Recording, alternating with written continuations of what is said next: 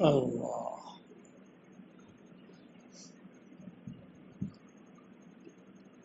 جتنا زبان پہ ذکر ہوگا اتنا ہی اس کے اندر ایک نکھار پیدا ہو جائے گا. یہ اللہ والوں کے چہرے کشش کیوں ہوتی ہے؟ ذکر انوارات ہوتے ہیں ان کے اندر.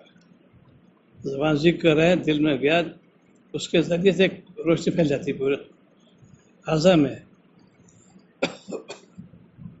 ایک بزرگ تھے، انہیں ذکر فرماتے تھے، تلقین کیے جاؤ فلاں کمرے میں، ملاقات مت کرنا، فرض نماز کے لیے مسجد جاؤ، باقی میں جانا.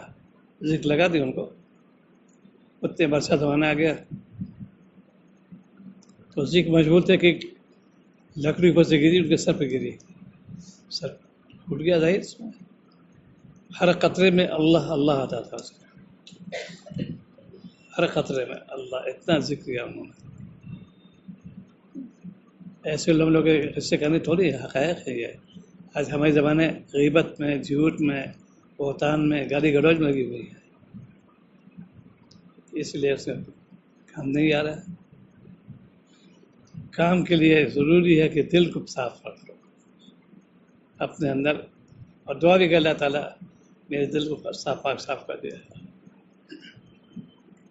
اور یہ نبی نے سب دعائیں کر کے بتا دی. دنیا میں کوئی ایسا مذہب نہیں ہے جس سے اس ترتیبار کی اصلاح کی ہو. کھانا پینا، اٹھنا بیٹھنا، چلنا پھرنا پوری طور پہ آپ نے اصلاح فرما دی ہے. یہ ہے. آج ہم لوگ